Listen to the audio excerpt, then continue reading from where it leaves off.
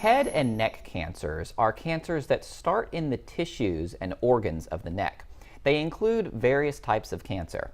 Can they be prevented? How treatable are they? Kelly Ward with Baptist Cancer Institute is here to explain the signs, symptoms, and treatment options. Thank you so much for joining us today. Thank you for having me. To get started, tell us a little bit about your experience at Baptist. I've been with Baptist for almost 2 years now. Okay. I am an oncology patient navigator, which means I navigate patients from the time of diagnosis through treatment into survivorship. Part of my role also includes coordinating and carrying out community prevention efforts and increasing cancer prevention in the community. Okay, interesting. Tell us more about how your role factors specifically into the treatment plan. Well, what I do is typically, so I'm a social worker by nature, and typically what I do is work with patients who are experiencing a few more challenges than other patients, those that are having some emotional difficulty or coping issues, and often nurses or office staff or physicians will send a referral to us, and we get involved and offer support and counseling to patients and linking them with resources as needed. Okay.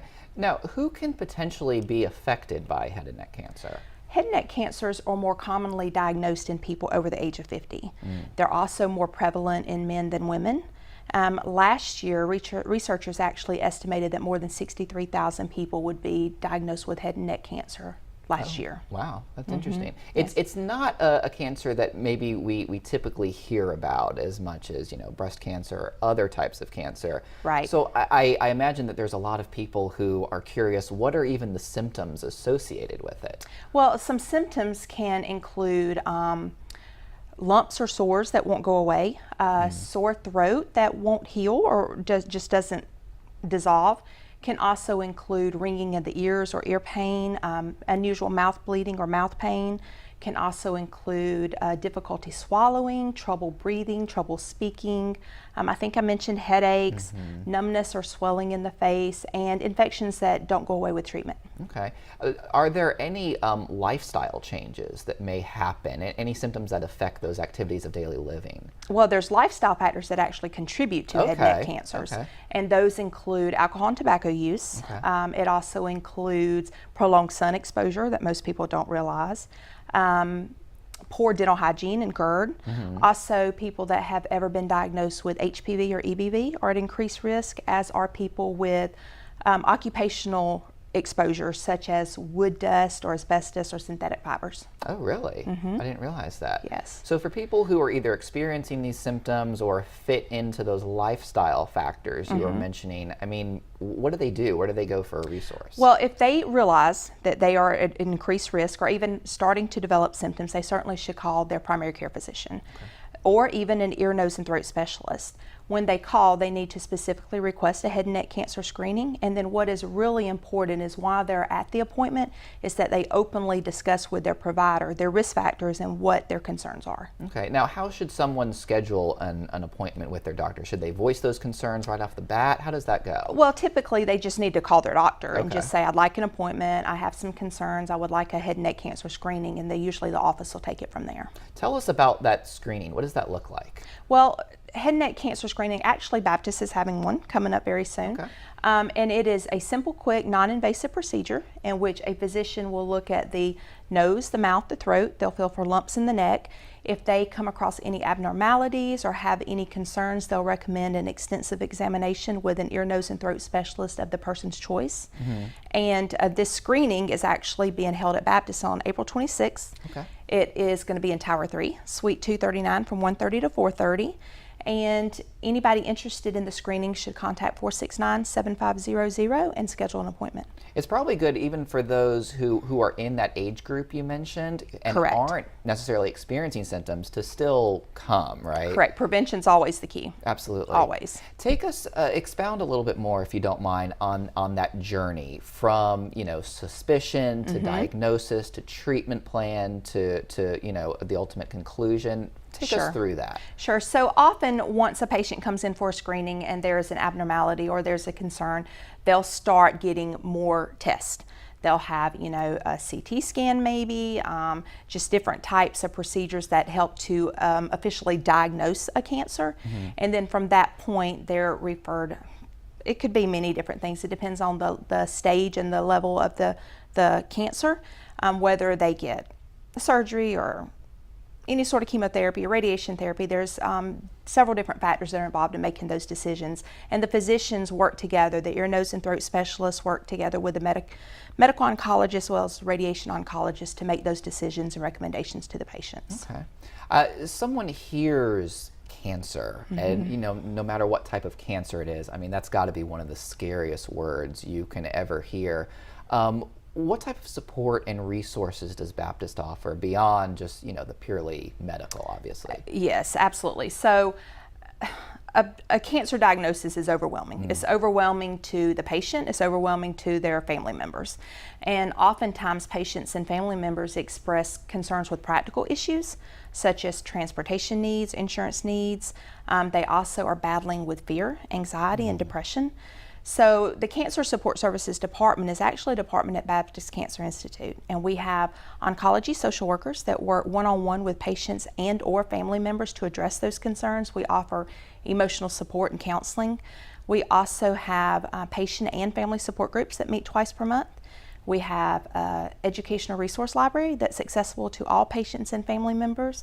And then we also offer assistance navigating the transportation needs they have, or insurance needs, or financial needs, or medication that they can't afford. We work with the patient to make sure that there's no barriers involved in them getting the care that they need. Yeah, so you're not alone. No, by any absolutely means. not. Absolutely. What does the treatment success rate look like? And always, any cancer that's diagnosed early has a better success rate.